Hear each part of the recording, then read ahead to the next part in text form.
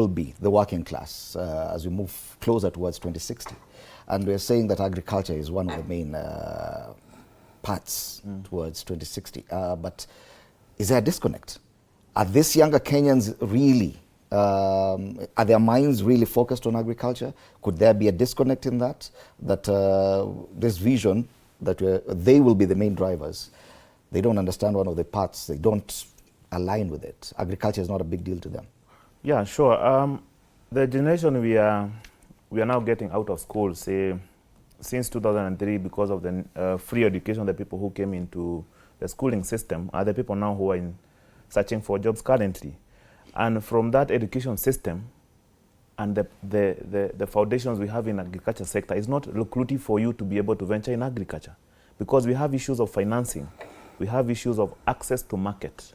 Those two things, if the farmer currently do not have money on their pocket, which we've been promised by the leadership that will have people having money in the pocket, why would you take me to a dying sector?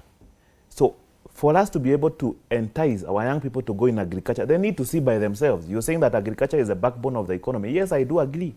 But yet, what are the boosters you're giving to these farmers so that you can see that they are making money out of it? Apart from the agricultural fertilizers which you've been subsidizing, which is a very good thing, yes. And we've been lucky that since this government took office, we've been having plenty of rain.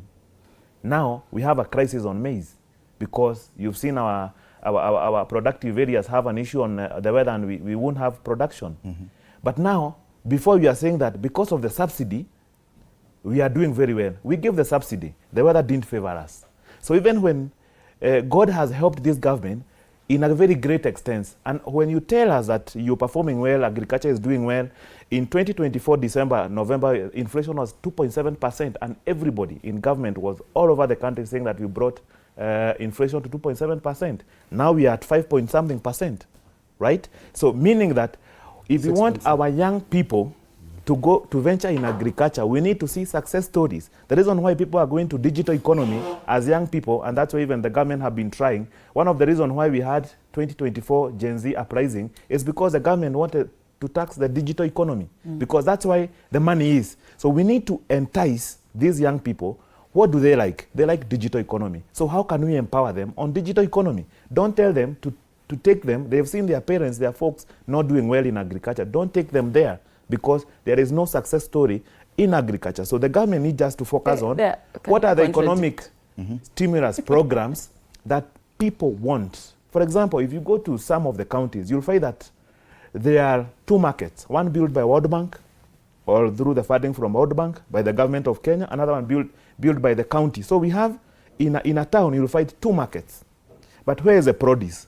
Where is the market? Do people have the purchasing power to buy what you're telling them? So we just need to be honest with ourselves.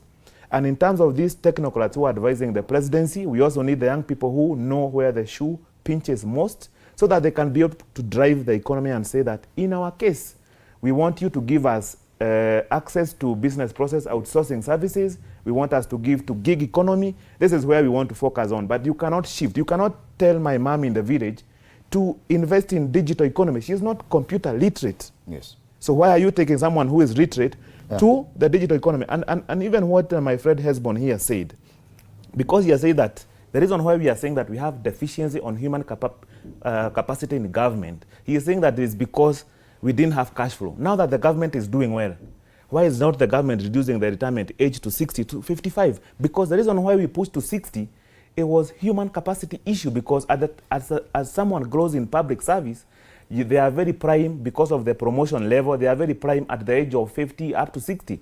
We are also doing that to be able to align with EAC, because in EAC, it was only Kenya whose retirement age was 55. So we are aligning with the EAC community so that if someone was to move from Kenya and be seconded to Uganda, they'll be able to work at age 60. So even when you are here as experts, let's drive facts as they are. Fred, please allow me to agriculture.